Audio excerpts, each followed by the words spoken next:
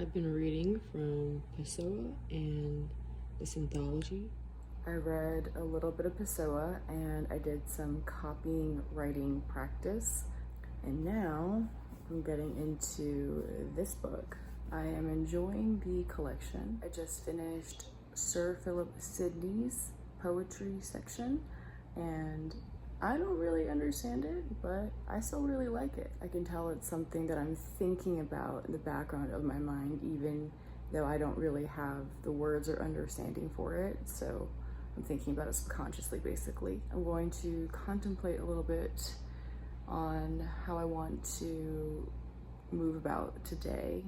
Yesterday, my husband and I had a dinner at 11 p.m. He made us a quiche at 11 o'clock at night. So I went to bed super late and I was like, I definitely need to catch up on my sleep because I have not really found a good rhythm for my sleep cycle yet.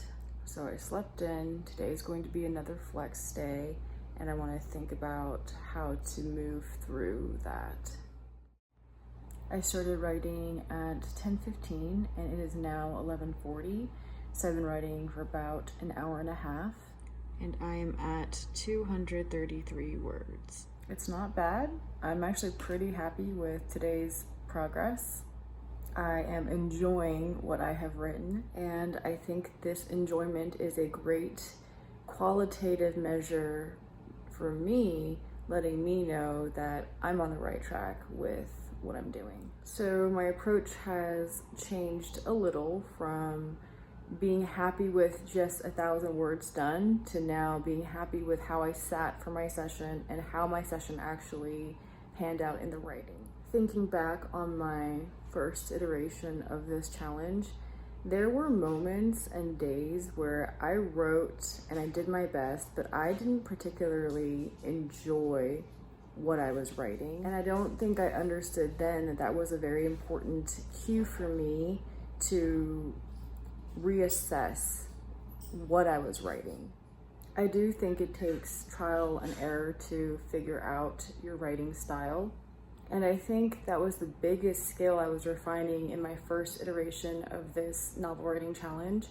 It wasn't so much the story, it was me figuring out the style of my story and how I wanted to present it. And I didn't have the confidence at the beginning to write in the style that I am continuing off of now. Because I didn't have that confidence, I didn't have the stamina to then continue with it and run with it. Now that I have a general idea of the style I'm trying to write in, I also have an awareness of the differences in writing in this style, such as accepting that this is going to be longer than a 90-day one and done situation. But I love writing poetically, and poetry does not produce like any other kind of writing. So in being able to see that with my own eyes, by the work of my own hands, seeing what it's like to write for entertainment and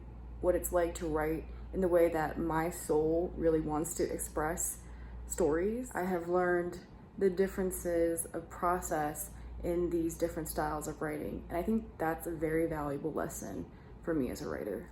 Anyways, it is 12:05. I'm at 246 words.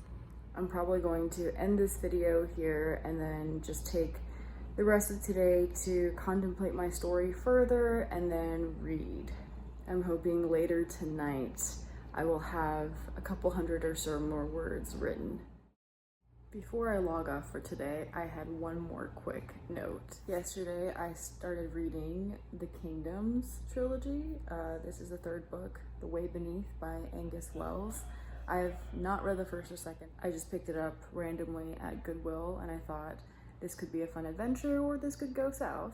I am really glad to be reading this book because it is a high fantasy novel and it is written really, really beautifully. For me, reading a work like this affirms my decision to walk away from the 37,000 words that I wrote initially in this challenge, because when I read Angus Wells's writing, I can tell he's enjoyed writing this. I can tell that he is about this, you know? And the truth is, when I was writing speculative fiction, my heart and soul wasn't there because it's in poetry. It's always been in poetry, though I don't want to write poems, I want to write poetically. And I'm glad I walked away, because it's like, not that this made me feel bad about myself, but I was like, this is the caliber that I would want it to be if I were writing, you know, fantasy.